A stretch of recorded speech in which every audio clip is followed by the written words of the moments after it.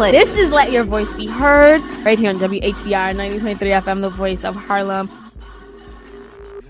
All right, guys, we are back for another awesome show. What up, beautiful people? What up, what up, what up? This is Let Your Voice Be Heard on 90.3 FM, WHCR, the voice of Harlem. What's poppin'? How are you, Stanley? How's your week going? My week is pretty good. I spent most of it in Albany. So, I've been trying to play catch up on all the things that I may or may not have missed. And while you did that, they gutted part of the police reform bills in the city council. Yes, they did. They literally drove a truck loophole so big through it that it's like a truck. And, what's the point of a law if it's got such a big exception to it? I don't know. I got some tea for you when we get off here. I can't share it here, though, because, right. Political connects. Anyways, I love your hat, Selena. Yes. And hope Are you guys... you okay? Yeah, can you guys hear me? Yeah. Great. So, good morning, guys, and welcome to Let Your Voice Be Heard. Thank you, Ilyssa, for the compliment on the hat.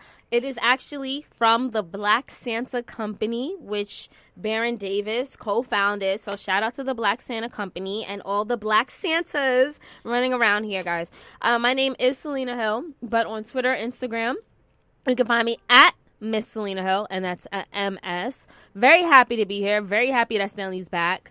Because I had to engineer last week, but that's not the case. Well. You did well. Yeah. I listened to the show, and I would aggressively disagree. But, that's just my opinion. With the show? No, I'm kidding. She did good. I know.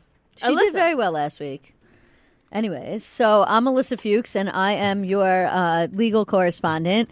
And you can find me on Facebook at facebook.com/Ilyssa Fuchs. That's Ilyssa with an I, Ilyssa Fuchs, or on Twitter at Ilyssa Fuchs. Or you can leave a comment on the Politically Preposterous fan page, which is facebook.com/politically preposterous or Poll Preposterous on Twitter.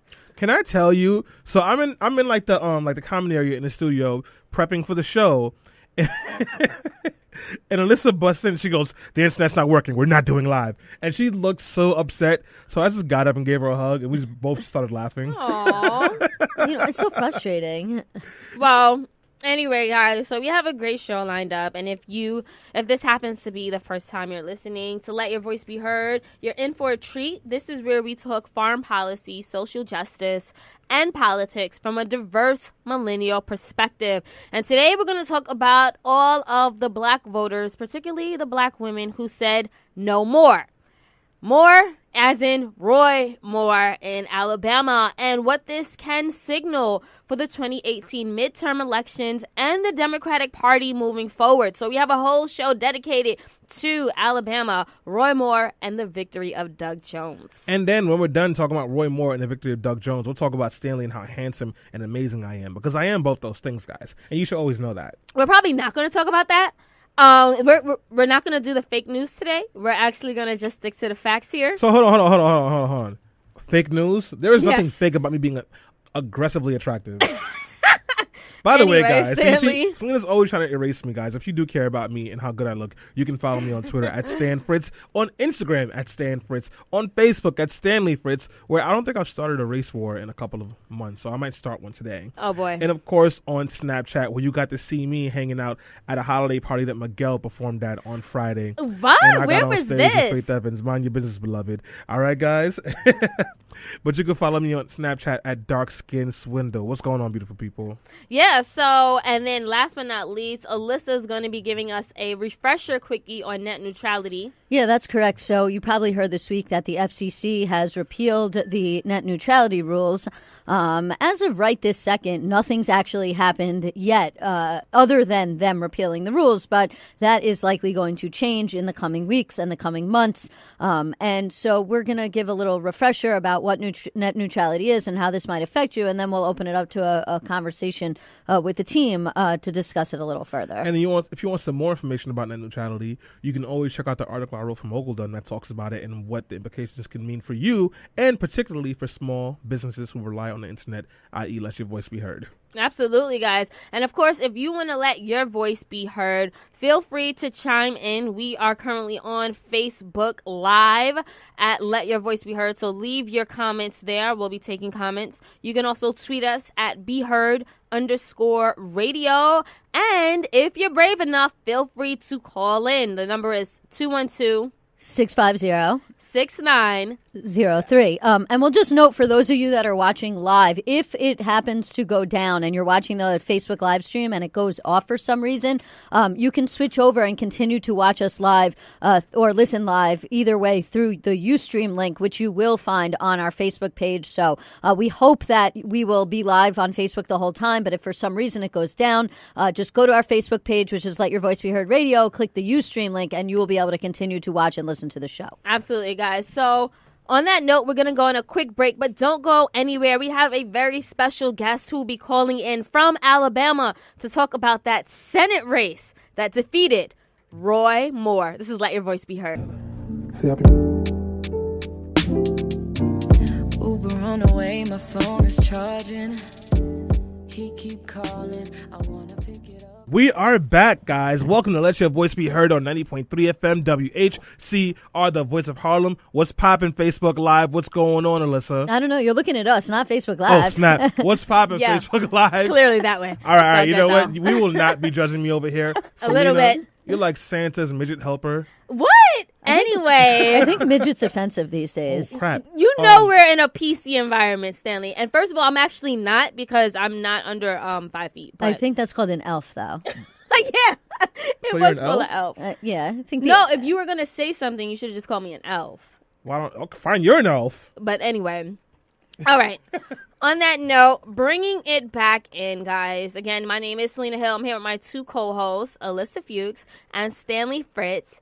Jackie Cohen is celebrating Hanukkah today, so she couldn't be with us. Loser. Pretty much. We love you, Jackie. Yes, I but love it, only when you're here, obviously. All right, guys, so moving things right along, we're starting off the show talking about that defeat, that stunning upset in Alabama where Doug Jones defeated Roy Moore last week in a highly publicized, controversial Senate race, marking the first time in 25 years that a Democrat won a seat in Alabama. So Jones beat Moore by nearly 21,000 votes. That translates to a very small margin of 1.5 percentage points. Now, Jones's win in an off-election year it's a really big deal. Do you foresee this being a new awakening in this deeply red state, or is this more of an anomaly? I think that this is going to change a lot of things in Alabama. I believe that Doug Jones will impact the state as well as the country positively. We needed a Senate seat as Democrat, as well as we needed him to represent Alabama in a positive light, because we've been represented by people who do not share the same views that a lot of us do. And that's why it was time for us to stand up and speak out more. It's time for a change, and I just feel like that Doug Jones is going to be that force for change. And it was important to energize a lot of the young people to get out and vote, as well as a lot of the older voters, because people were torn because of religion, and they felt like that more and more supported them as far as what they believed in and their values. And I think that Doug Jones is definitely going to do positive things. Right. I mean, and just to play on the hypocrisy there, like, I know that Roy Moore definitely stood behind this shield of faith and, quoted the Bible during his campaign many times, but his actions proved otherwise. And it almost baffled me as a Christian, as somebody of faith, how people would take his word but not look at his actions. I mean, even though the Bible says you know a tree by its fruit. So it's like, I don't ever take people by their word. I look at their actions. Exactly, and I'm the same way. I'm a Christian, but I consider myself spiritual, not religious. And I feel that to be a true Christian is to be non-judgmental. He gives us free will, so how can we not give people free will to do what they want to do with their bodies? And so that's why I didn't want him to represent me. That's why I fought so hard on this campaign. And you did a great job.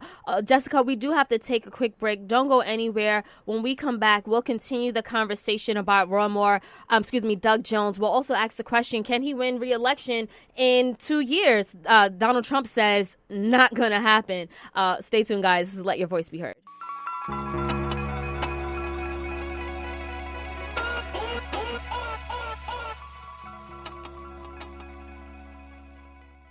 Y mucho más. What does that mean in English, Stanley? That's not important right now, okay? We are back on Let Your Voice Be Heard on 90.3 FM WHCR, the voice of Harlem. If you are just tuning in, I'm here with Selena Hill and, of course, Ilyssa Fuchs. I'm going to call us the Laptop Squad because all three of us have our laptops out open aggressively. That's how we roll. And if you are just tuning in, guys, we are talking about the Roy Moore-Doug Jones election, Roy Moore's defeat, and we had the amazing guest, Jessica Norman, who was the director of the Get Out to Vote campaign. For that campaign. And if you have a question, a comment, and no curse words, you can call us at 212-650-6903. Again, that is 212-650-6903. You can also tweet us at BeHeard_radio, or you can watch us live on Facebook, where we are broadcasting live on Facebook.com / Let Your Voice Be Heard Radio. Selena? Well, really quickly, just want to read a comment that we have in on our Facebook Live. I do not even want to butcher their name. Looks like Mr. Beal. Yes, Mr. Beal says, you restore my faith in the young generation. That has to be a shout out to the millennial Alabamans because they came out in droves and voted Doug Jones into office and against a pedophile and racist. Right. I mean, because even though a little bit of white turnout that we saw that swung in favor of Doug Jones was predominantly millennials and predominantly millennials that were living in college towns that, went to places like the University of Alabama and other schools. So, I mean, really what you're looking at is a coalition of predominantly black voters and then white, educated millennials that also swung for the Democrats. But, that is actually a great point for me to jump back in with you, Jessica, which is, as Selena sort of mentioned at the end before we went to the break, is that a lot of people are saying this was a one-off because Roy Moore was such a bad candidate that basically in 3 years when Doug Jones is up for re-election and there's a more mainstream Republican candidate running for the seat and it's not Roy Moore, that he's not going to be able to hold the seat. They've also said, look, if it was Luther Strange, the person who's currently filling the seat, and who was the person who lost the primary to Roy Moore, he likely would have beat Doug Jones in the primary. I don't know if Doug Jones in the general election. I don't know if I necessarily agree with that, but I am curious your thoughts on whether or not Doug Jones is going to be able to hold this seat in 3 years. And if so, what is it that you and your organization is going to be doing to make sure that that happens? I do think that Doug Jones can hold the seat, and we will do the same thing we did before. But I think what the difference is going to be is what he's going to do with this opportunity in these 2 years. When people see how he sticks to his word, I think that it will encourage them to vote for him again. That's fair. And, I'm interested to see how Doug Jones governs. I think that a Democrat coming from Alabama is going to have to lean conservative on some issues. So it doesn't surprise me that recently he came out and he said that, it would be silly for him not to consider some working with Republicans or signing off on some Republican bills. That's not surprising to me. So I'm really interested to see what that looks like as far as him being a senator in the coming months.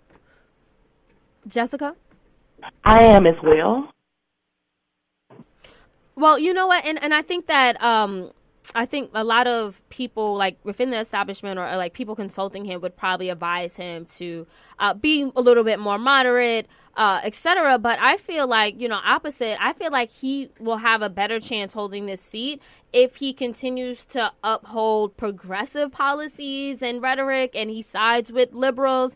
I mean, these are the people that voted him in, that made their voices heard and elected him. So, honestly, I would love to see Doug Jones just come down on not the hard radical left, but more left than center.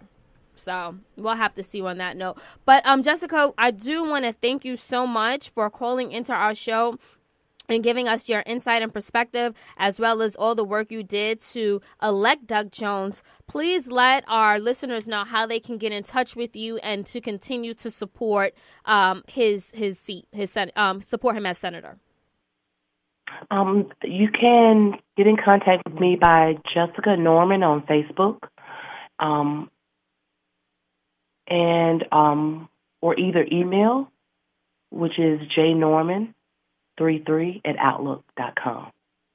Thank you again, guys. That was Jessica Norman. She was one of the people in charge at the Get Out the Vote campaign for Doug Jones. We can thank her as a Black woman for getting so many other people out. And I do wanted to just open up this discussion to the panel and to you guys, of course, if you're listening and you want to call in at 212-650-6903, feel free.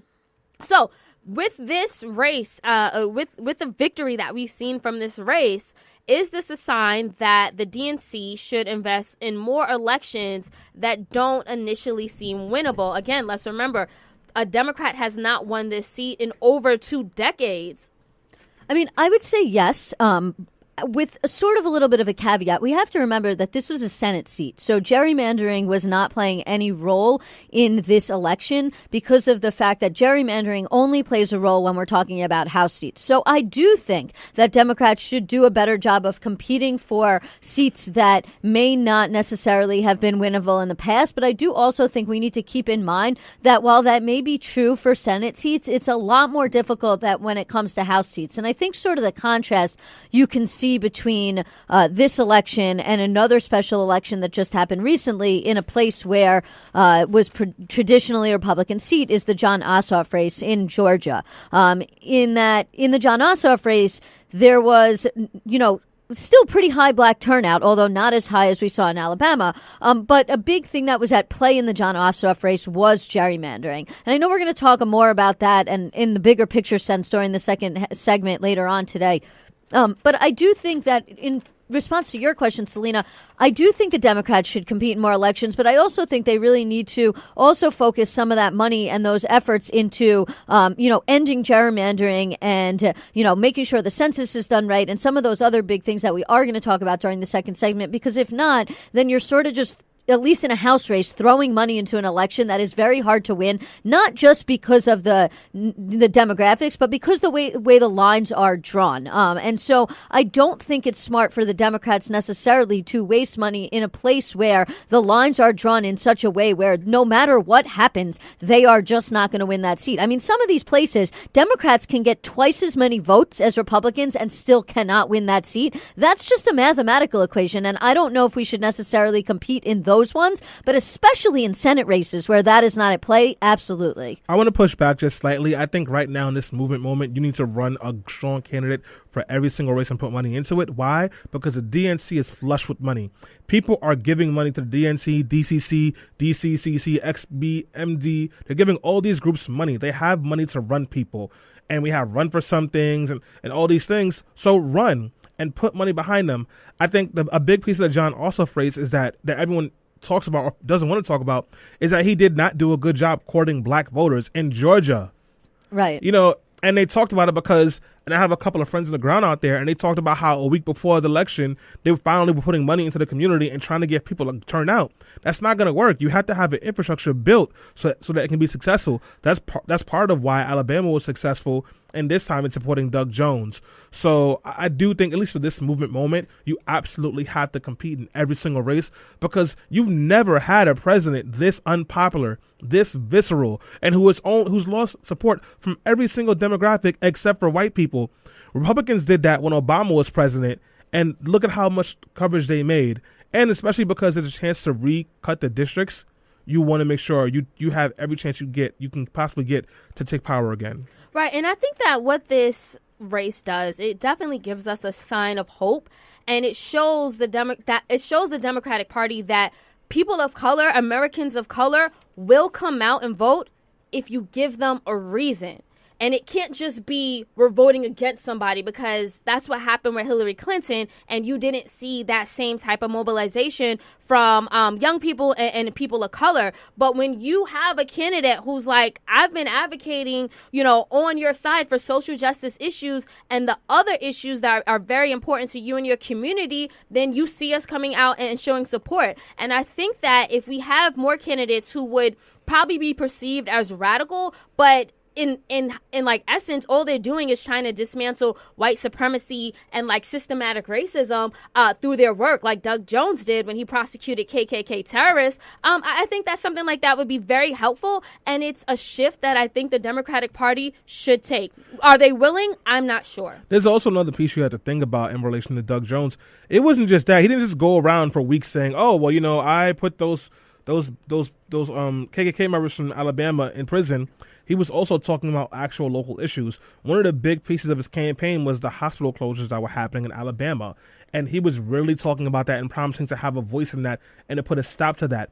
Those are the issues that people really stuck to, because the Alabama 4 little girls case, that was important, but that was only kind of like okay, great, but what about my values? And Alabama, is a very conservative state, and not just from Republicans, but even from the Democrats, it's socially conservative, and they do have some issues you had to spotlight to cut through that, and he did. Right. I mean, listen, the hospital closures is a great example, because if you look at, just generally speaking, candidates and their platforms, one of the big winners has been candidates that have run on the platform of expanding Medicaid, right? You saw this in Louisiana in 2016 with Democratic Governor John Bel Edwards. Louisiana, a very, very red state, elected a Democrat, a moderate centrist Democrat, but a Democrat nonetheless in 2016. And his biggest platform was expansion of Medicaid. And you look at Virginia and the Ralph Northam win, and, there was a big talk about health care. So health care was one of the most important issues that people came out and voted for in the 2017 special elections, and even in the 2016 special elections that occurred before then. And so, again, that sort of goes back to what Selena was saying. Yes, you have to drive turnout, but you have to drive turnout through telling people what you are going to do for them, not necessarily just running against Donald Trump. Because at the end of the day, that's what voters want to know. How are you going to help me? And if you can't give them a solid platform and say, we're going to provide better health care and do criminal justice reform and, all these other things, then just basically saying Roy Moore is a bad guy or Donald Trump is a bad guy is not going to cut it. And it's especially not going to cut it with the few little bit of white voters you do want and maybe need to cross over to join those black voters. Absolutely. And speaking of Donald Trump, I want to know your take on does this victory signal the beginning of the end of Trumpism in America? What do you think? No. So, well, let me say that it may represent a scaling back, but as long as there's racists in America, and as long as white people keep supporting these racists, Trumpism will never go away. Because what we have to understand, and people listening have to understand, this is not Trumpism. This is Republicanism. This is conservatism.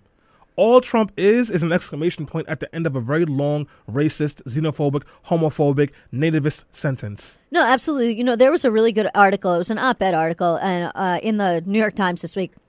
And it was like about the Republican Party in 4 acts. And it was basically comparing and contrasting what happened from the time that Donald Trump announced his candidacy back in 2015 up until now in terms of, different Shakespeare plays. And so, it says like Act 1 opens with, Donald Trump coming down the gilded golden elevator and announcing his candidacy. And then, it goes into like Act 2 and Act 3 with the Republican Party adopting his platform. And Paul Ryan being like, well, who are we with now? And he's like, well, we're with Trump. We chose that, the last time. And so you're absolutely right in terms of that. And, that's a great article. People should go read it. I really enjoyed it. But the Republican Party has co-opted the Trumpism. They decided long ago, not that long ago, but long ago back, in the first throes of the candidacy, after Jeb Bush exited and after Marco Rubio dropped out and all those so-called moderates, that they were going to go the route of Trump. And now it's like you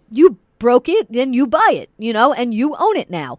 So Republicans now, yes, the way I look at it, if Democrats want to win, they need to do several things. One of them is drive black turnout, like Stanley says. Number 2 being what I said, tell voters what they're going to do for them. And number 3, continue to stick the entire Republican Party to Trump and continue to stick Trump to people like Roy Moore. And to never let people forget that Donald Trump supported Roy Moore and that the Republican Party supported Donald Trump. So, to me, it's like it can't be just one of those things. It has to be all 3 of those things. Absolutely, guys. And I want to get your predictions on will Doug Jones face an uphill battle for re-election in 2020? Can he win? Yes, he will face an uphill battle. He probably will lose. I'm not confident that this is a change in Alabama politics. He won by 1.5%. 68% of white people still voted for the child molester. Right. Because, alleged, sorry, Alyssa. And the reason they did that is because they value, quote unquote, conservative values, and they value what Roy Moore means for Alabama and that whiteness and that those good old white values. They value that way more than they actually do their claimed principles. I don't like to use conservative values because those are not conservative values. No, those are, as you said, white or white racist values. But yeah, I mean, they're not conservative values. Conservatives are about small government, or at least they used to be. And now I don't even know anymore. But, just to get back to your question, can Doug Jones win? I don't know. I want to say maybe. I want to say I don't want to count him out. It really largely depends on who Republicans run.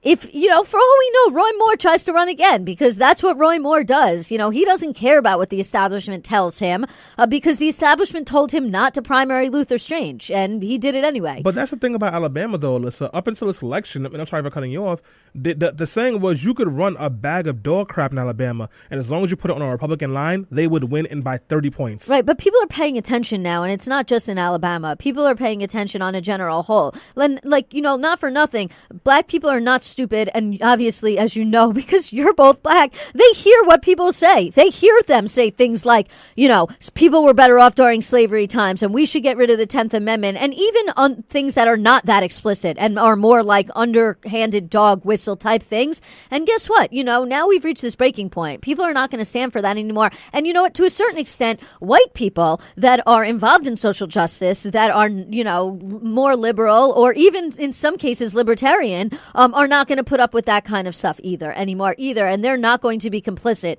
And you know what? Maybe it's not going to be all of them. Maybe there's still going to be 80% of racist white people that are complicit in that and continue to go out and vote. But this handful of white people that are no longer going to be complicit, they are going to join the overwhelming black vote that is going to go out and vote these candidates out of office.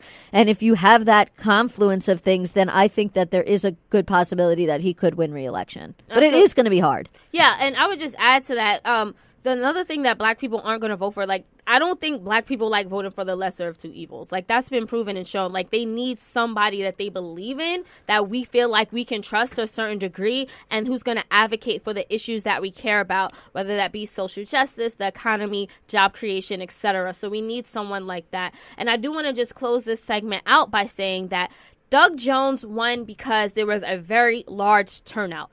40% turnout, and the black turnout was extraordinary. It was extraordinary. Basically. Thank you. I broke down the word. But I think that this is an example of the power we have when we unite and we make our voices heard at the polls. We stopped a child molester, an alleged sexual predator, and kept him out of Congress, out of Washington, D.C., and out of continuing to push the Trump agenda. So I think we can keep this momentum going into 2018, and I think that Democrats need to take a hard look into how they can court people of color and keep this momentum going, especially among us and especially amongst other millennials. I also think that this election demonstrates that black voters, especially black women, are the heart and soul of the Democratic Party. We are the ones who saved this state and this country from someone who was an extreme radical and who was basically a hate monger. And I feel like now it's up to us to not only thank black women, but to support them in a variety of ways. How?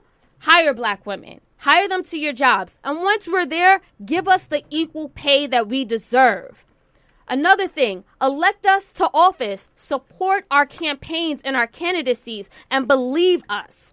On top of that, donate to non-for-profits that empower black girls and black women. And another thing you can do is stick up for black women. Black women are one of the most marginalized groups in this country. We feel sexual harassment, job loss, death, crime. We feel this stuff the most, and it impacts us in our communities the most. So whatever issue that's going on, stick up for us and make sure that you give us a seat at the table. And if you're not a black woman or a black person, amplify our voices. Don't try to overshadow it or think or talk for us. Just give us that space to let our voices be heard. Damn. On that note, we do have to take another quick break. Don't go anywhere. We're going to talk about some of the stories of the week that we hated and we love, like Omarosa leaving the White House. And then Stanley's going to take lead on another segment about politics in America and what lessons we learned from the Alabama Senate race. Don't go anywhere. This is Let Your Voice Be Heard. Ashes blowing in the air. I was on fire, but we don't care. Welcome to Let Your Voice Be Heard on 90.3 FM WHCR, the voice of Harlem. If you are just tuning in, this is Stanley Fritz. I'm here with Ilyssa Fuchs and, of course, the immaculate Selena Hill. And we are talking about the Alabama Senate race that just passed by, where Doug Jones beat a guy that thinks that America was great when we had slavery and has been known to sign yearbooks of high schoolers when he's in his 30s and also attempt to date high school girls, allegedly. See, Ilyssa, I do know how to say allegedly. But anyways, guys, we are back, and we are taking a break from that conversation to go over the news. Not yet, because we did get a comment really quickly that came in on Twitter. I just want to read and acknowledge. So Rag at Rag says, "Hi, Be Her Radio. Did she talk about registration and voting of folks who were currently or formerly incarcerated?" I read about that. Basically, this comment is referring to the previous conversation we had about how organizers on the ground in Alabama did everything to mobilize people to get out and vote, including people who are formerly incarcerated. They put a lot of resources and energy in getting those people the right to vote, and that also helped Doug Jones come into victory. So thank you so much for the comments. Keep those tweets coming at BeHeard_radio. I just want to jump in there real quick on that comment because, in many states, it is not legal for formerly incarcerated people that were convicted of felonies to vote. No, in New York it is, actually.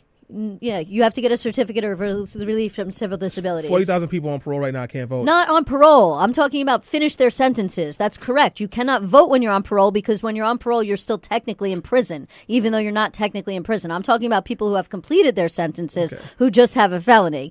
And so those people are banned from voting in many, many other states completely. They cannot have their voting rights restored once they complete parole. And so that is a big issue that we need to continue to work on in those states, because obviously people who have been formerly incarcerated are very good when it comes to turning out to vote because they realize that they can now get involved in helping to change the system. Right. And on that note, it's time to kick off the news roundup. Again, this is a time where you and I, speaking to you guys listening out there, talk about some of our favorite stories of the week, the ones we loved and the ones we hated. As I teased before we went on break, Omarosa has allegedly resigned. I say allegedly because there is a lot of hearsay on Capitol Hill about the fact that she was forced out. I heard she got fired on her day off. Hey. How do you get fired on your day off? That happened to my aunt one time. That's like a movie I once saw called Friday. My aunt got fired on her day off as well. How'd she get fired on her day off? Oh my God. Wait. Is your aunt Omarosa? Stanley was posting about this on his Facebook, and I went and read the comments, and like every single one of them was like a GIF from the movie Friday. So I had to add in and throw it in a Friday GIF too. What she's talking about is Omarosa wants to be reinstated into the black delegation. What is your vote? Bye, Felicia. Correct. So basically, black women have been ecstatic about Omarosa resigning or leaving, however you want to call it. Like Robin Givers even said, "Bye, Felicia" on ABC. Like Good Morning America. Angela Rye cracking up and laughing at her on CNN. So people have definitely been rejoicing. Even Sunny from The View was like, she does not represent us. She's what Stanley calls an Auntie Tom, and she's someone that I feel like we can't trust her. Let me tell you, if you're a black person, you voted for Trump or you supported Trump, don't come crawling back here to me now. You better stay over there with the whites. Do what you got to do. And as far as Omarosa, who is trash and corny and a loser and a lame and has only been successful in being on reality TV, you deserve this. You know what they said? After she got fired, she tried to sneak into the residential area of the White House and tripped off an alarm and to beg Trump for her job. And then she went on Good Morning America and was like, I just felt like there was some things that happened there that would have upset my community. When she said my community, I was like, excuse me? Whose community? Be like, Rachel Dolezal is more black than you. Yeah. Can we trade? But no, here's a question I have. That's a serious question. So another thing that she talked about after she resigned is the lack of diversity in the White House and the fact that there's going to be even less diversity. She was the only black woman senior aide to Donald Trump. So now you have no representation in the White House. Is this something I'm sorry. Is this something we should be applauding? Selena, it was her job to bring diversity to the White House. She was blocking the other Uncle Toms from joining. They even went on CNN and said that. Listen, like, who cares? First of all, who cares? Any black person who works for a white supremacist and is mad about diversity is just as dumb as I thought they were. I mean, that's what I was just about to say. Is she finally figuring it out that she's literally working for a whole bunch of people that are white supremacists, and the only reason they were keeping her around in the first place is so that she could be their token black person, so they could say, look, we're diverse because Omarosa's here. Yeah, come on, like, that's BS, man. I'm glad she's unemployed. You go wherever Stacey Dash is and stay in that sunken place. And we need to trade off for Rachel Dolezal. I'll take Rachel Dolezal and a bag of Henny. I was going to say something else, but I don't know if that's legal. Well, I was going to get Stanley the Rachel Dolezal calendar, and he told me that he would not be friends with me anymore. We would have to square up. We would have to have beef. I thought you supported her. No. I mean, like, it was funny at first. Then it was kind of offensive. So no. But anyway, speaking of things that are offensive, in the continued let's act like authoritarian country that we are now living in, the Department of Health and Human Services, has now told the Center for Disease Control and Prevention that they are barred from using the following 7 words or phrases: science-based, What? fetus, transgender, vulnerable. And there's a few other ones. I can't breathe. I remember this time where the 7 dirty words that were banned are words that I still cannot say on this radio right now because of the FCC. It's George Carlin's 7 dirty words. I will not say them. I will direct you to the internet to find them on your own. They include words that cannot be said on the radio. But now we apparently are also banning the words, science-based and vulnerable. Hold on, I don't get it. Who's banning this? Diversity, the Trump administration. Diversity? Yeah, you're not allowed to say the word diversity anymore over at the CDC. Or evidence-based. Evidence-based. Listen, since we're not worried about evidence anymore, I just want to say it seems like the people who are making these laws also happen to be white, which tells me white people are sensitive to words like diversity. I mean, duh. I mean, that's a and given. I didn't even know they could do something like this. And they say that we're the snowflakes. I mean, no, this is beyond if you're getting ridiculous. triggered by the word diversity, that seems like you really have the problem, not us. White supremacy is deep when, you feel the need to ban the word diversity. But can we switch gears just a little bit? Wait, or did you? sorry. No. Before we do, I mean, I just wanted to say, I think it's bigger than just white supremacy, at least on this issue.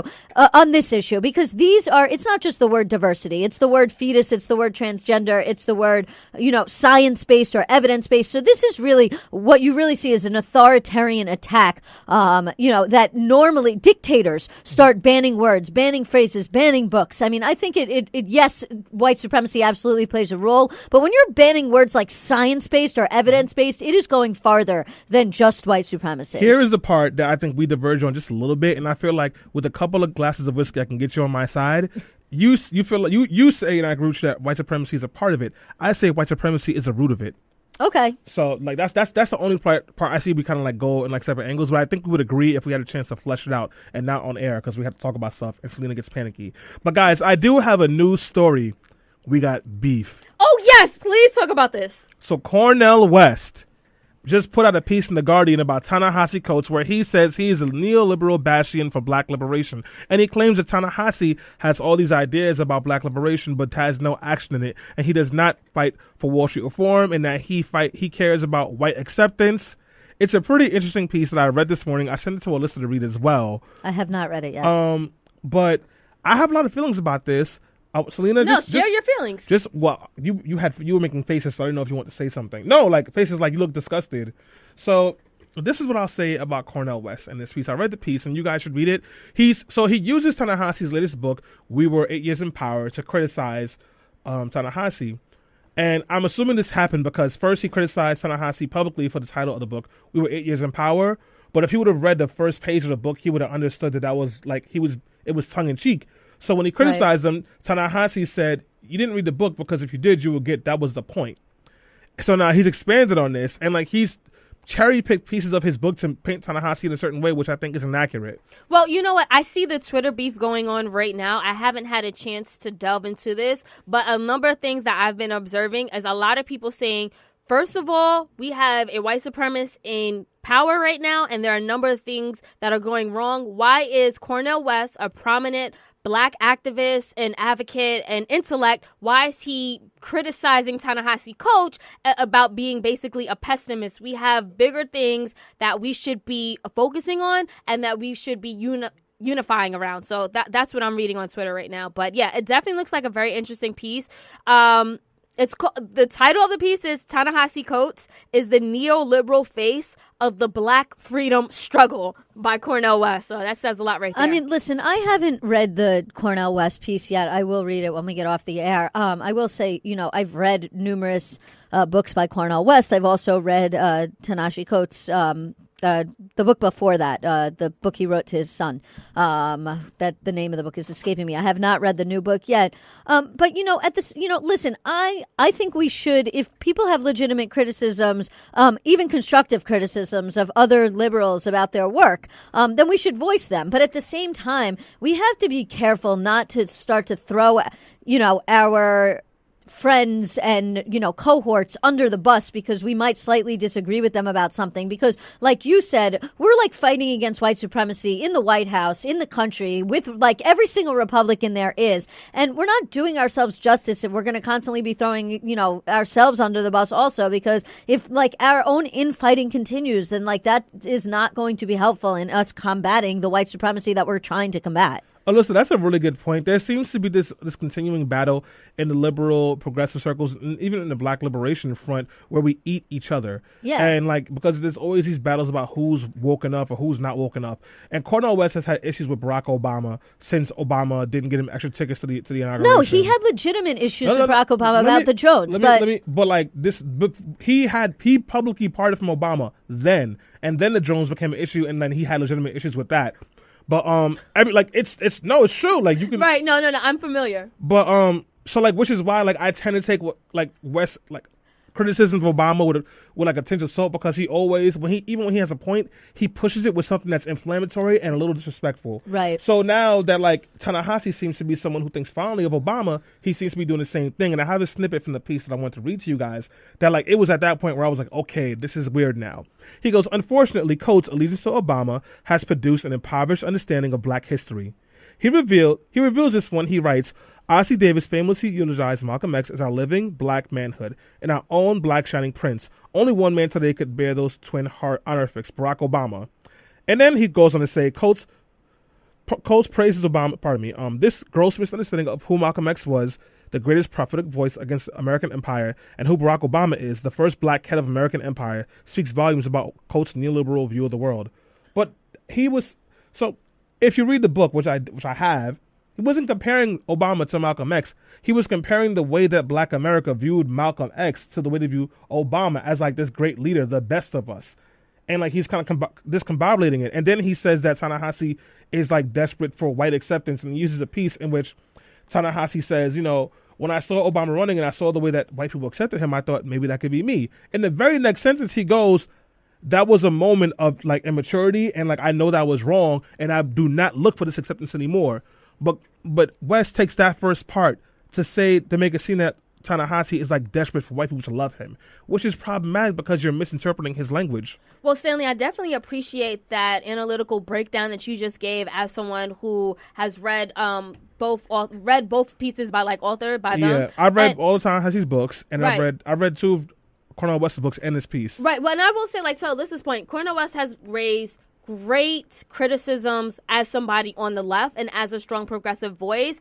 But I tend to second guess a lot of things he says because it does seem like a crab in the barrel type of mentality where he pulls down different black prominent speakers, which also included Michael Eric Dyson and of course Melissa Harris Perry, right, and of course Barack Obama. So it's like I respect him and I love Cornel West, but it's like you really do have to make sure you understand the context before you take anything with a grain of salt that he says. I mean, it comes down to this. There are a certain group, and it's not just Cornel West, of people that have this litmus test that, like, you know, every single liberal that runs for office or that is a prominent figure has to check every single box, you know, and they have to be in favor of this and against this and in favor of this and against this and, you know, and down the line. And if for some reason, you know, there is a slight disagreement where the person doesn't necessarily check that box for one reason or another, whether it's because of the actual realities of the office in the case of Barack Obama, or if it's because that this person may have a legitimate disagreement in how we should go about achieving a certain result, then automatically they are,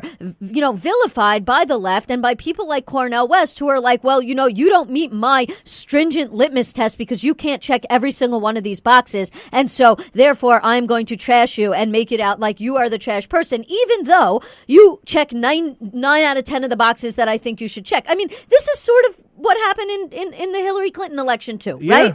Yeah. I just want to cut Selena off real quick just to mention something a good friend of mine said, and I can't say who it is because it was a group chat conversation, but he's like, we got to get to a space where like we're able to have critical conversations and like push each other without being disrespectful. And this is someone that was on Cornell's side for a lot of the article, but just felt that like he was being like very like he was like inkling towards some disrespect to Ta-Nehisi as he has done with Obama, Melissa Harris Perry, and I forgot the other one. So I'll just stop talking now. Michael Eric Dyson. No, great point there, guys. I do want to move on a bit. I just got an alert from BuzzFeed 34 minutes ago saying that Doug Jones says the country should, and I quote, move on, end quote, from sexual harassment allegations against Trump and focus on, quote, real issues, end quote. Now, I haven't had a chance to read the context of that, but I mean, we just finished a conversation about Doug Jones and we talked about how is he going to lean? Is he going to be more moderate or is he going to be more left? Stanley? I'm not surprised by this. And really? Doug Jones is a white man from Alabama. He's not going to be a radical progressive like us. I 100% disagree with him on this one, and I think that sexual harassment, that is a real issue. Women dealing with harassment and assault from the president of the United States or anyone else is a real issue, and we cannot dismiss this. He has said his piece, and in Alabama that is appropriate, I guess. But no, as far as him being a Dem, vote the way we tell you to vote, and that's it. Right. I mean, listen, it's a hard thing because I agree with you. Like, we shouldn't ignore the sexual harassment allegations against President Trump. We shouldn't. At the same time, though, what's going to affect your life more? Is it whether or not Trump has sexual harassment allegations, or is it whether or not he signs the tax bill? I mean, that's a great point, Ilyssa. And maybe Doug Jones is just saying, let's get refocused to stop this legislation that's going to hurt decades of Americans. Well, you know what? We wouldn't have to have this conversation if people would have listened to Trump's accusers in the first place. And that's the bigger issue. And I don't think that you were trying to say it wasn't, Ilyssa. No, I'm not. Yeah, but like, we need to listen to women. We do not listen to women. We never listen to women. We didn't listen to Hillary. We didn't listen to the women that said Trump assaulted them. We don't. And we always suffer drastic consequences. So to try to, and I don't know if that's what he was trying to do, but to put it off as just like a side issue that's not as important as, I don't know, tax reform is a joke because it's just as serious. Because you know who's going to get hurt the hardest from this tax bill besides people of color? Women. Right. And we're not going to listen to them because we have a culture of ignoring them. Well, you know what? Yeah, you're right. Sexual harassment is definitely an epidemic, especially in America, around the world, actually. But I want to say SNL did a really good job at tackling the issues of sexual harassment last week. And it was from a very unique angle. So they did this whole skit featuring James Franco, in which there were two guys who were accused of sexually harassing the women there. James Franco and this elder black man played by Keenan. And basically in this skit, you had James Franco, who is like very PC and apologizing. He's like, you know, I'm so sorry to you women. I shouldn't have commented on your dress. I shouldn't have commented on your appearance. I shouldn't have told you to smile more. And they were like, yeah, you shouldn't. That's why you're getting fired. And then you have Keenan, who's playing like this, like, elder black character, and he's like, yeah, I shouldn't have grinded up on you. I shouldn't have said shake that thing. Like, he was just being like extra about it, and all the women were like, oh my God, we love you, Charlie. You don't need to be fired. And basically what they were trying to portray there is that sexual harassment could and might be subjective. It could be biased. It depends on the woman. It depends on how the woman interprets it and takes it. Because in this skit, you had the women saying, basically, he's an elder black man. He's not really a threat. And you had them saying, like, this older, like, more physically fit white man was. I think there's also the racial politics that go into play with and it as well. It was racial, too. But I've been having these conversations, guys, and I'll be the first one to say that even... Like, I've seen it myself. Like, I've seen certain men, even, like, on the job, say certain things to me, and I literally didn't think twice about it and didn't take it as a threat. Mm-hmm. That same man got reported.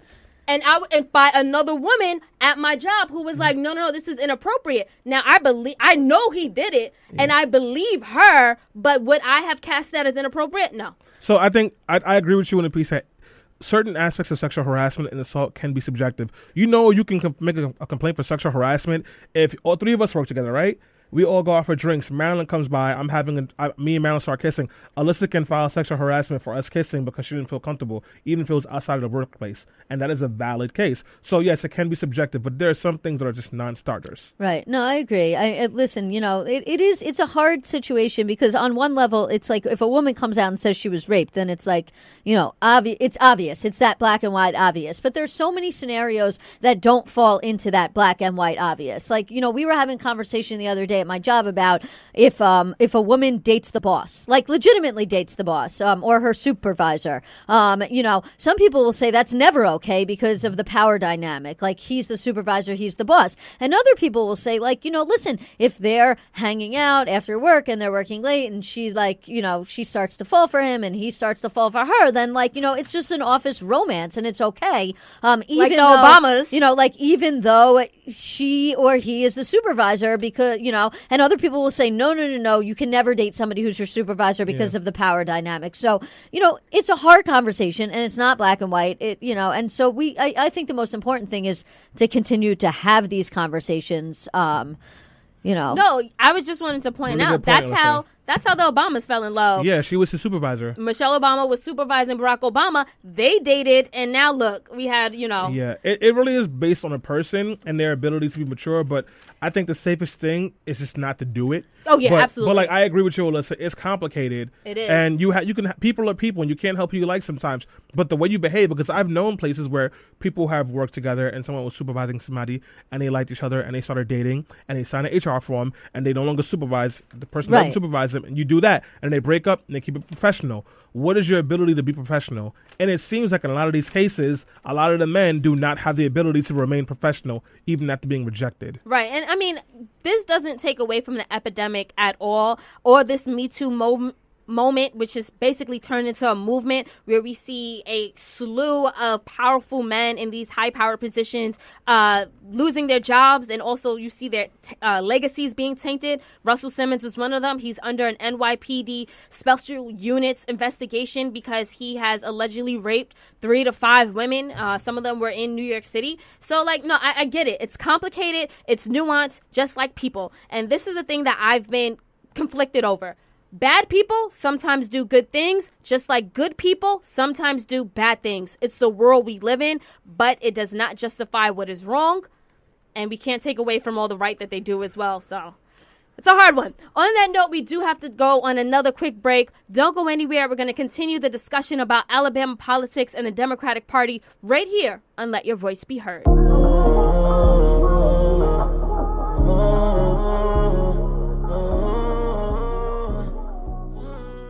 And we are back on Let Your Voice Be Heard on 90.3 FM WHCR, the voice of Harlem. If you are just tuning in, this is Stanley Fritz. I am here with Ilyssa Fuchs and, of course, the wonderful Selena Hill and her black Santa Claus Scully cap. Where is mine at, Selena? You don't get. You see, one. she did not give me a Scully cap because she does not think that Stanley's Scully game matters. You know what? I do. It was a Guys, gift. Well, where's my gift? If you're just tuning in, we had a great conversation in the first half of the show talking about Roy Moore versus Doug Jones and the role that the black vote played in getting Doug Jones that seat, even though 48% of white people and other voters in Alabama voted for Roy Moore. And then we went to the news roundup where we talked about Ta-Nehisi Coates and Cornel West's beefs and how that kind of implications that means for black political activists and so on and so forth. But before we move on to the next part of this segment, I do want to thank the people who commented on Facebook Live. So Mercedes, Oriana, Gregory, thank you for listening. Thank you for commenting. We see you. We appreciate it. Keep those comments and those things coming. And if you're listening on a podcast, just hit us up on Twitter and we'll get back to you throughout the week. So now, guys, Selena, did you have something to say? I just saw this news. Wanted to say it really quickly. Chris Matthews also had some sexual harassment claims, so I hope he's not the next one to go down. Damn, hold on. Yep, Chris Matthews, guys, from MSNBC. Like 1997. Yeah. That doesn't mean anything, as we can see. It's going down. Yeah. Another progressive going down. Guys, just real quick, Ilyssa is fixing our Facebook Live camera, so that's why she sounds far away. She will be back at the mic to bless us with all of her knowledge, her encyclopedic knowledge, too. Is that a word? You try. She's tried. Okay, this is kind of weird now. She's talking to Facebook Live. But anyways, guys, I do want to switch gears just slightly. So in the first half of the show, we talked about Roy Moore versus Doug Jones and the role that the black vote played in the 2017 Senate special election in Alabama. Now we want to talk about identity politics and what's going on with the white vote in Alabama and white votes across the U.S. when it comes to elections. So, guys, we've had a couple of elections happen over the last couple of months.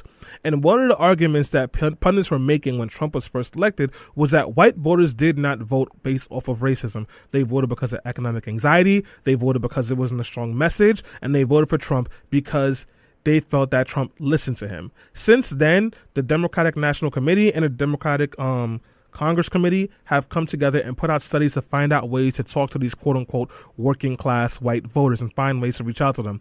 And we have seen special elections in Montana, in Georgia, in Alabama, and in a couple of other places. And what we have learned in every single one of those races is no matter how hard Democrats have tried to speak to these quote-unquote white working class voters, these white disenfranchised voters, they still vote Republican. Heavily Republican. And when those Republican candidates tend to ed on the racist side or on the xenophobic side, they vote even harder.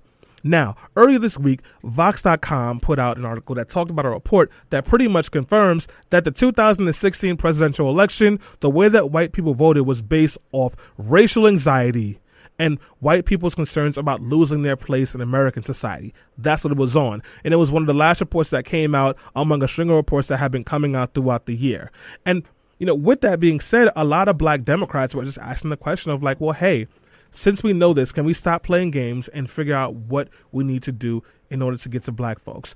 And with that happening, and with the Doug Jones elections, we would like to take a moment to really dig into not just the identity politics, but just also what's happening across the country that is stopping people of color from being strong participants in the electoral process. So now, just to begin, I want to ask a question to, I guess I'll start with you, Ilyssa, if it's okay with you, and like, just, we're about almost a year into Donald Trump's presidency. We've had all these arguments about whether, you know, we're quote unquote white working class people are voting for Trump because of economic anxiety or because of race. Do you feel like you have a definitive answer now, or are you still searching? I mean, I don't like it's a definitive answer. Yeah, I've always had a definitive answer, which I think I've always said that I think like 80% of it is race and 20% of it is actual economic anxiety. That's always been my position, in that it's never been one or the other. I actually did read the Vox article. I agree with it. I actually, you know, I agree with it more than I think you probably expected me to. But yeah, I mean, I still do think that predominantly, the one thing I will say has shifted is I used to think it was a little more 50-50, 50% race, 50% economic anxiety. Now seeing a lot more of the data that has come out, because, you know, I believe in evidence-based things and science-based things, including social sciences. Had to throw those in there because apparently those words are banned. But, you know, and so now after I've seen all the data that has come out, I do still believe that economics played a role, but I feel like that role is less than what I originally thought, and I do think race played a larger role than what I initially thought. Selena, what about you? Repeat the question, please. So now that we have all this evidence, how much of a role do you think that race played in the election? Do you think that race played a focal role in the election, or are you still unsure of whether it was like race or like economic anxiety and messaging? In Doug Jones' election? No, the presidential election. It was absolutely race. Can I put a percentage point on it? If you'd like to, sure. Not accurately, I would say probably 90%, 95%. And I say that because, well, you know what? Even the black people that voted for Donald Trump, I think that they have some internalized racial problems. So, look, I think race played a big part in it. And the reason why is because Donald Trump campaigned on white identity politics. He tapped into that anger, which, in my opinion, and studies also have shown, is being driven by anxiety that Ilyssa talked about, but it's also anxiety of what they call the browning of America. They see brown people, immigrants, and people of color and diversity as a threat to their supremacy. And in turn, they're fighting back. Why are they fighting back? Because they fear. And what is it that they fear? Equality. Why? Because they know that if black people and people of color get an equal playing field, they're going to take a hit.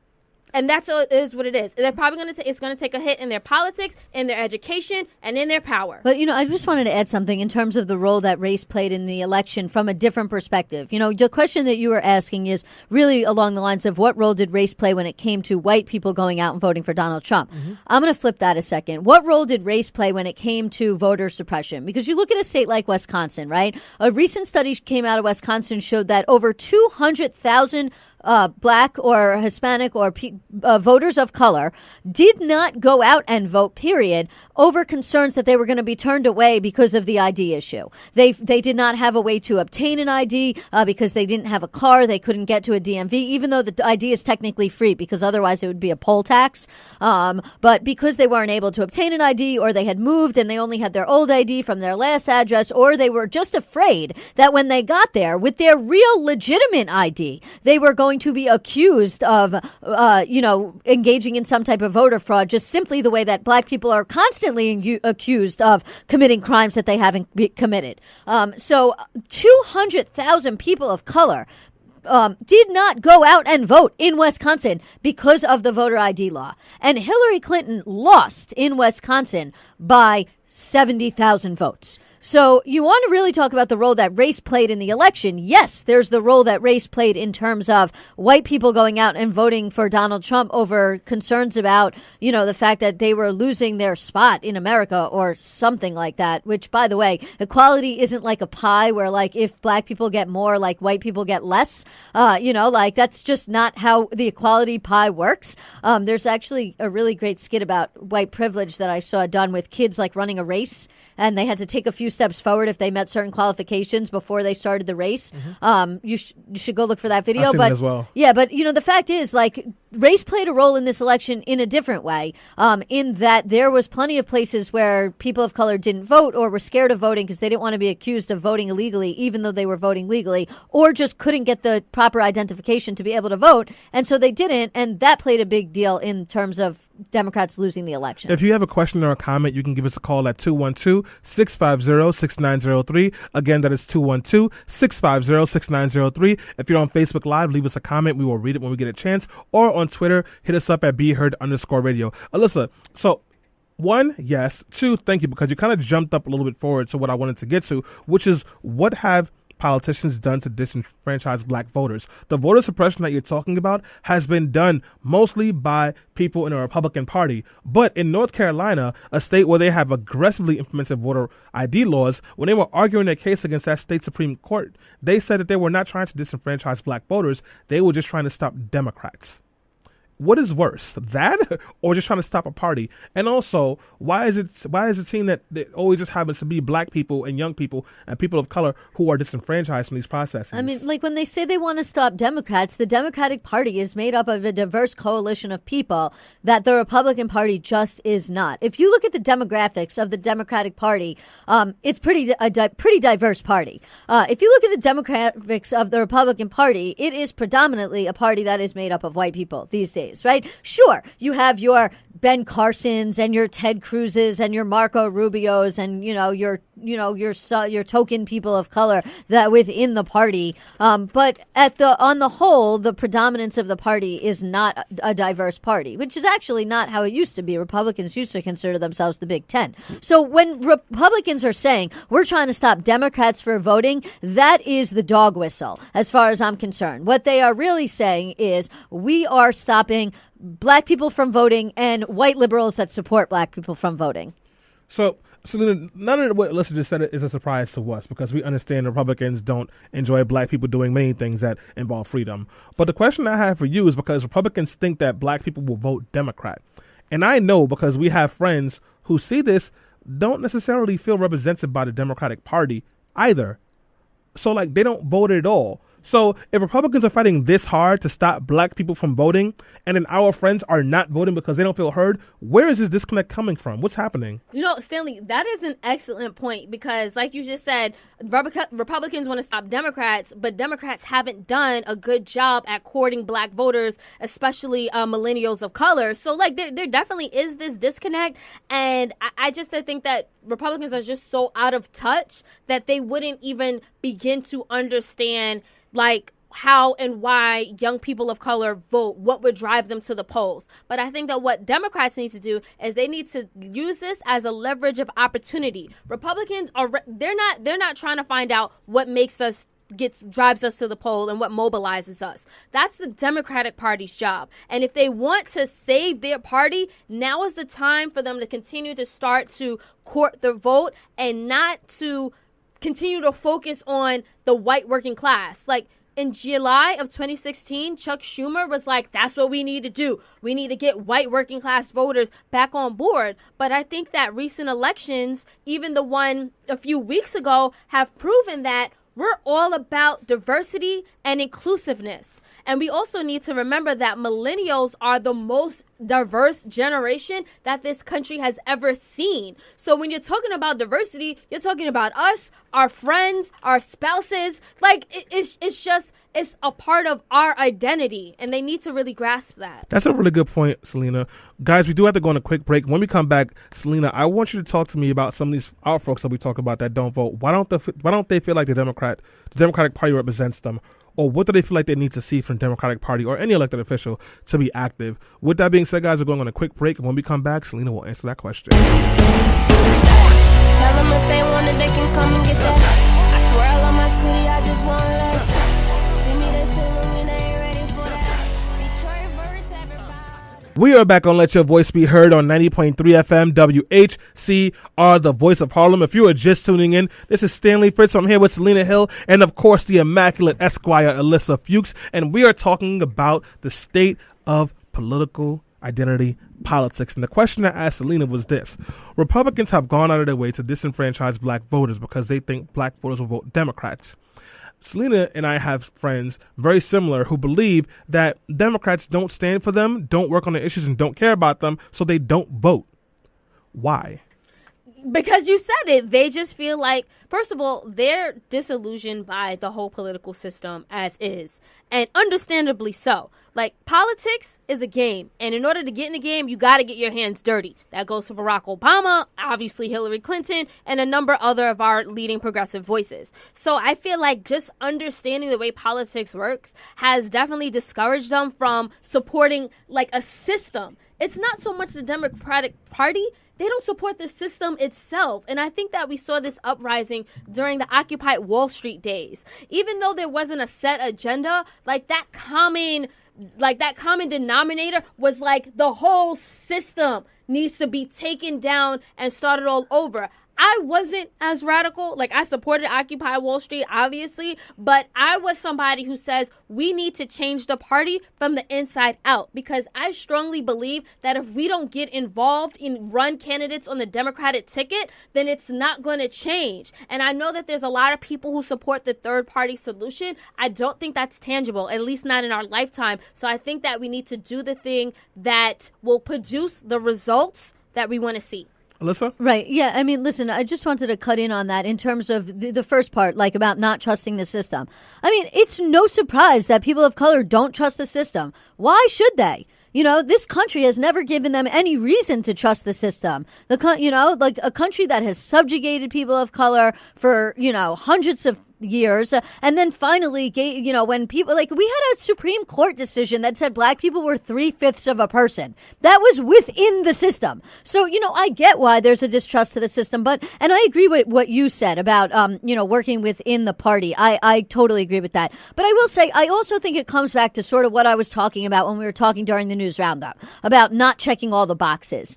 Like, at the end of the day, you are never going to find anybody that agrees with you politically 100% except yourself. And so to me, it's not about necessarily the lesser of two evils, although sometimes it is. It's really about who is the person who is more closely aligned to me than any other person running. Who is the person who is potentially going to help me and help my community more than anybody else is running, even if they do not check every single box that I would like them to check. Who is not the child molester? But Ilyssa, I just want to ask you this and push back a little bit. So does it depend on the box? Because like Jackie has said before, she's not going to support a progressive candidate that does not believe in reproductive rights for women. Would you support a candidate who did not believe in stopping police brutality or giving LGBT people the rights of marriage? No, I wouldn't, and that's because like I said, there are certain you have to there's certain boxes. It's different for each person, right? You have to be able to look at your boxes and say which ones are non-negotiables for me. And if somebody doesn't meet that non-negotiable for you, then I get it. But that's what the Bernie Sanders people said. They said Hillary doesn't get all my boxes. Right, but exactly all. Like, they were to me, it's a hard situation, yes. But the thing is, for Hillary, it was like, she checked almost every single box, but not, you're talking about big ticket issues. The people things that they weren't supporting Hillary on, is in terms of, they said she was a warmonger, right? That might be true. They were anti-war. That's one of those issues, I don't know. Reproductive rights to me is a box that may be non-negotiable. Maybe anti-war is something that's non-negotiable for something else, but it's hard because it's not as black and white, right? It is a gray area. So you understand the people that say, I'm not voting for a candidate that doesn't check my boxes. Well, I think Hillary's a bad example because the anger towards Hillary, in my opinion, was rooted more in sexism and 30 years of Republican propaganda than it actually was on the issues. But the point that I'm making is about these boxes. Yeah, you make a good point about these boxes. Speaking of those boxes, I want to get to a comment from Ilyssa Pride, which I think kind of talks about these boxes in a way. So, Ilyssa says people of color in a Democratic Party must become party leaders. Join the leadership. Young people must be taught the importance of civil activism. And I'm assuming that her idea, and Ilyssa, tell me if I'm wrong, is that if you enter the leadership, you can change the conversations and the standards from the inside. But if you stay on the outside, the same voices that don't necessarily understand what you want or need will be in there running the show. What do you guys think about that? Right. No, I agree with that. I've always said that. I made that point the other day when I said, if you don't like the Democratic Party because you don't think it's progressive enough and you have good ideas, then run for office. Well, I have a question Jackie for you, sort of pushed back and said, it's hard because you need money, you need support, whatever. And then you sort of pushed back on that, Stanley, and said, yeah, but there's organizations out there right now, like Run for Something, like Emily's List, that are supporting these people. And so that there are ways to run for office. I want to jump in on that because one of the things that we've noticed when it comes to people of color running for office or wanting to get into politics in general, you have the level of high level black staffers in DC on the Democratic side is about 2%. Black people running for office, it's hard to get money in infrastructure, and even for black turnout, when they have to pay for people to go do turnout, they don't pay black organizations to do black turnout in black communities. They find white consultants. Why is it that the Democratic Party seems to have an up and down record of dealing with black voters in an appropriate way? That's a hard one, I know. I know. Well, to me, racism exists in many different forms. Sometimes it's implicit bias. It can be institutional. It can even be subconscious. And I think that we should never negate that white progressive people can still have racist tendencies. I have good friends who are white, and I don't know where they stand politically, whether they're moderate or whether they're progressive, but they've said some things that was racist. And I really boiled it down to it's ignorance, right? With the Democratic Party per se, I think that we need more black seats at that table to help them make decisions and court the black vote in an appropriate way and amplify black voices? I think it's because that certain Democrats believe that by taking that stance and trying to go aggressively try and court black voters in the way they should, because obviously you can see in Alabama the numbers, that they're afraid of alienating white people that also support them, progressive white people. And, that progressive white people, to a certain extent, may not turn out in the way that black people may turn out for Democrats. In fact, a lot of the progressive white people, because of their privilege, voted for Jill Stein or stayed home because the issues didn't affect them. And we were going back to the boxes, and they just felt like somebody didn't meet all their boxes. So it was absolutely non-negotiable. They were staying home. And so I think there's a certain amount of, sort of apprehensiveness from the white liberal politician that is not necessarily willing to go full throttle after the black vote in a way that they think might end up alienating some of their white voters that they feel like they still need to win. And you can sort of seeing this playing out in Alabama in some ways in that, yes, there was large black turnout. And yes, absolutely, 98% of black women in Alabama voted for Doug Jones, and something like 80-something% of black men voted for Doug Jones. But then the question becomes this: if every single white person in the entire state stayed home or voted for Roy Moore, could Doug Jones have won with just the black vote, solely the black vote? And the answer to that question is no.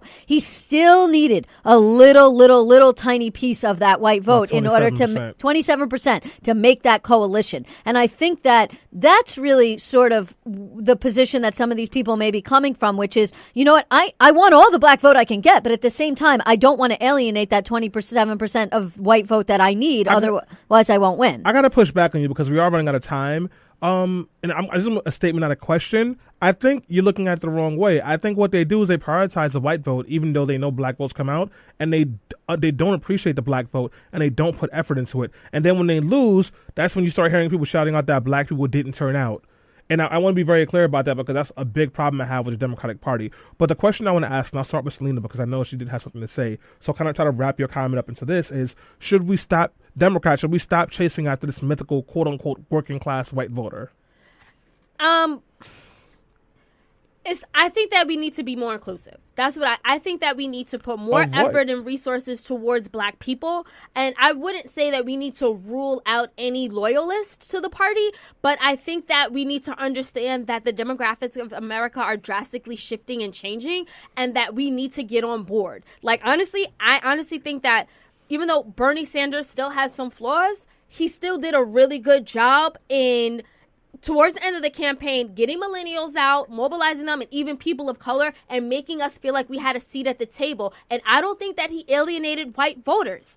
All right? I honestly think that he would have and should have been president. So I think that we need to do that. But the initial comment I want to make, Ann Coulter, before Donald Trump ran for president, what she said to Mitt Romney and the Republican Party, she said, instead of extending that hand to get more Latinos and more people of color to the Republican Party, we should aggressively go after more whites. We should focus on the whites. That's what they did, and that's how they won. Right. I mean, listen, well, in terms of Bernie Sanders, I mean, maybe at the end it was better, but in the beginning, Bernie Sanders' outreach to black people was bad. I mean, that's why that's why I said at the end. That's why he lost the primary, because he gave up the South completely. He gave up the South completely, and he gave up all the black voters in the South. And you know what? He might have actually won the primary if he would have run aggressively on a racial justice and criminal justice type program along with his economic program. I mean, even Bernie is problematic in saying that we have to continue to try and court the white working class vote. But just to go back to the original question, which is,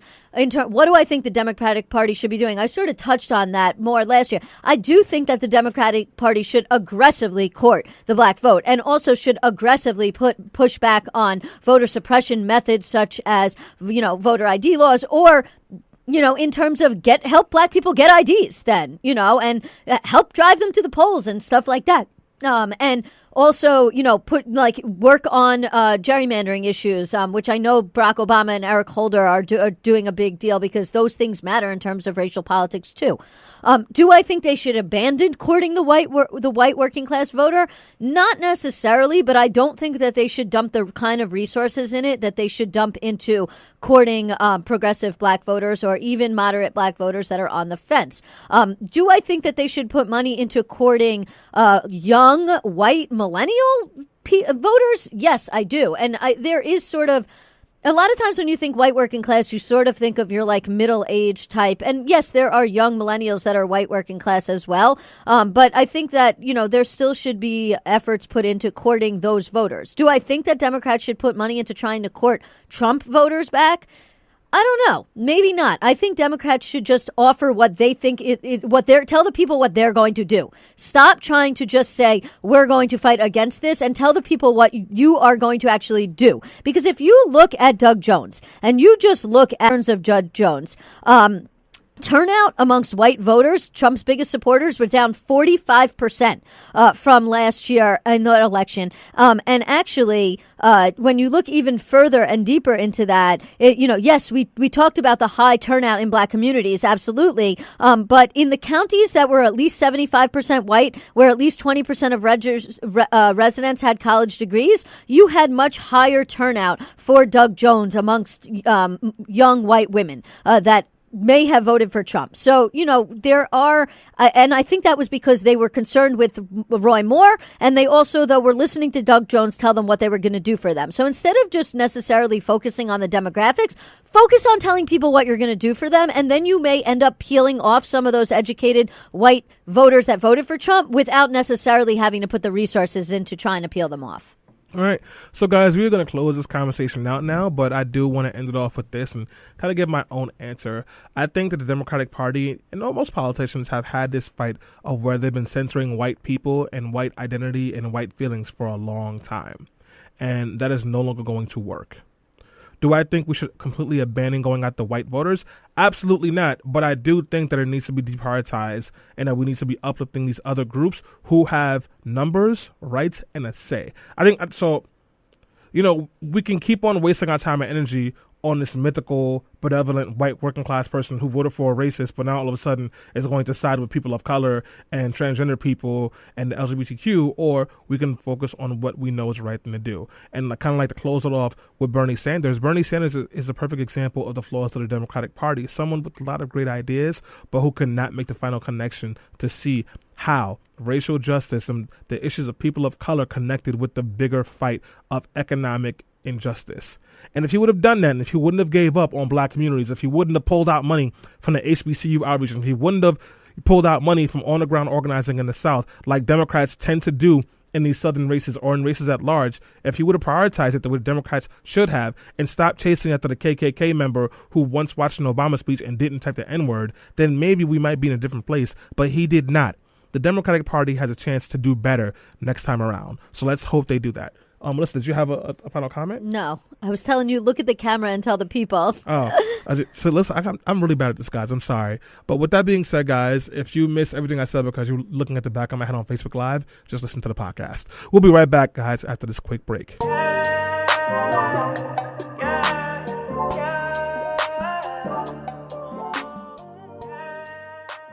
And we are back. My name is Ilyssa Fuchs. I am your legal correspondent. I'm here to give you a brief refresher about net neutrality, and then we'll open up the conversation to all of you out there watching on Facebook Live or listening on WHCR. You can always give us a call, 212-650-6903. We're going to do this slightly different today than we normally do it, because a couple weeks back I actually gave you a quickie about net neutrality and broke down in detail what it was and what you should be concerned about. And since then, on December 14th, the FCC voted, and they voted to repeal the current rules on net neutrality. It was a party line vote. And so now we are going to potentially end up in a situation where the telecom companies may end up blocking, censoring, throttling, or discriminating against your content in the effort to make you spend more money in order to access the websites and social media and stuff that you want to access. So just briefly for a refresher, net neutrality is the concept where service providers are barred from blocking, censoring, discriminating, throttling any content. That means that all companies have an equal chance to bring their content to the homes of every single user of the internet. And not a single company is favored over any other company.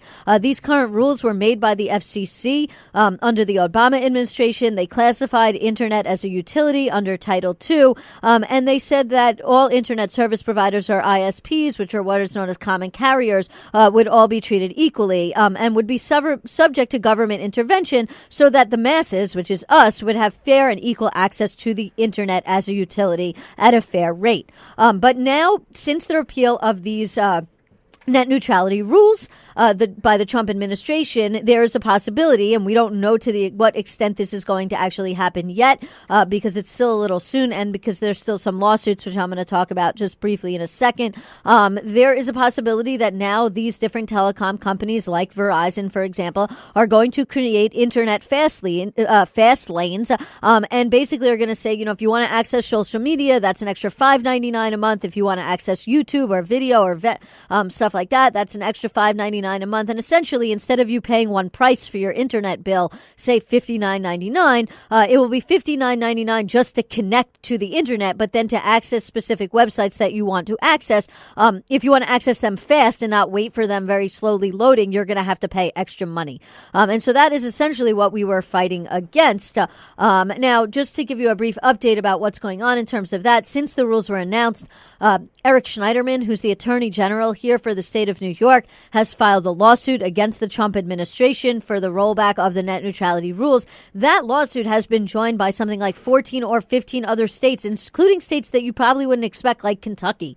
And so right now, while this lawsuit or many lawsuits go forward, there's a good possibility that the actions of the Trump administration may be stayed by the courts, meaning that the rollback will not go into effect right away, but there's an equal possibility that they will not. Ultimately, it's going to be the courts that I think are going to end up deciding this issue. I don't know which way they're going to come down. Until then, we're all going to wait and see, but, I wanted to open up to you guys because the way I looked at it is this could affect us as let your voice be heard radio. This will affect us. And will affect us. Anybody right now can go on and watch us on Facebook Live. We thank those of you who are watching right now and, can find us through Twitter. And, we have equal access to all of you on the internet. But, if net neutrality rollback rules go into effect, there's a possibility it make it very difficult for you to find us and to listen to us and for us to reach you. And so this is a very important issue to us. And I'm going to open it up to you guys. Stanley, what are your feelings about this? So I'm really frustrated about this decision, but I knew it was coming. It's just one of those cases of every time someone said, I had to make this about the 2016 election, but every time someone said that there was no difference between Hillary and Trump, these are one of the things I was thinking about, because it doesn't just take away, make it harder for people to listen to us. It also creates a potential for certain websites to be blocked. If you are starting a small business on your own that is driven by the internet, now the ISP server can say, pay us extra money or we will block your website. If there is someone putting up valid criticism about an elected official that is doing something very bad, they can just tell the ISP server to not show this website. The internet is unlimited access to information, and now that information has a caveat to it. This has major implications, especially for people in low-income communities. Yeah, and I think that people in low-income communities and people of color are going to be hurt the most by this. And the thing that I guess frustrates or baffles me the most is how Republicans and their constituents have gotten away with it. I mean, if you think about the white working class and Trump's base, we're all going to be equally hurt by this. Even the millionaires, people who are just money conscious and don't want to spend extra money to go on Twitter or Snapchat, we all hurt and suffer. The only people that really benefit are the big corporations. So, I mean, it's either Republicans are brilliant when it comes to marketing bad ideas and getting people on board, or the Republicans are just so deeply enriched in ideological ideas that they vote against their own. They're voting against their own interests. They're voting against their constituents' interests. They're not necessarily voting against their own interests. That, all of this links back to Citizens United. Because at the end of the day, Verizon lines the pockets of these people. I mean, the guy who's Ajit Pai, who's the head of the FCC right now, was a lawyer for Verizon before he became the head of the FCC. And so, if you don't think that these big companies like Verizon and like other internet service providers do not put money in the pockets of Republicans who say that they're going to roll back these regulations that make it harder and more expensive for companies to operate, but better and more open internet access for us as the general public.